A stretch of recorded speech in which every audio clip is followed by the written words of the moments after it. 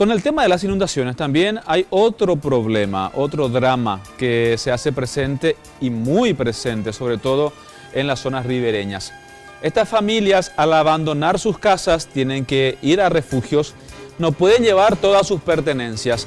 Al no poder llevar esas pertenencias, quedan expuestas al rapiñaje. Y de hecho, muchos lo denuncian año tras año. Pero fíjense en la historia particular de esta familia, que a juzgar por lo que les sucedía, año a año dicen no, esta vez no. Vamos a apurar la construcción de la casa para que esto no nos vuelva a pasar.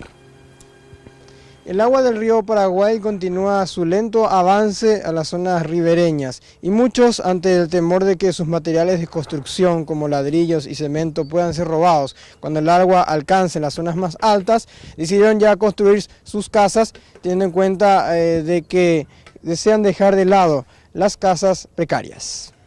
Porque si se deja se roba todo y es mejor construir que se robe. Mabel vive con su pareja y 2 hijas. Desde pequeña convive con el drama de la inundación. Por eso ahorró y logró comprar materiales de construcción. Juntando y comprando. ¿No ahorró muchos años ya? No, así estaba juntando y sí, de a poco. Y compré. ¿Tenemos que evaluar cuánto gastaste en la compra? Todo? Ya 3 millones por allá. 3 millones. Si las aguas le alcanzan, se mudarán a un refugio, y si es afectada por las obras de la Costanera Norte, pedirá una indemnización para vivir en un lugar seguro.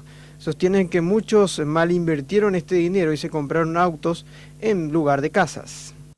Sí se nota a la gente que no carga su lugar. Sí, a eso le perjudica más.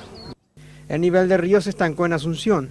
Mabel espera que esto se mantenga así o disminuya para que en aproximadamente 2 semanas pueda disfrutar de su nueva vivienda.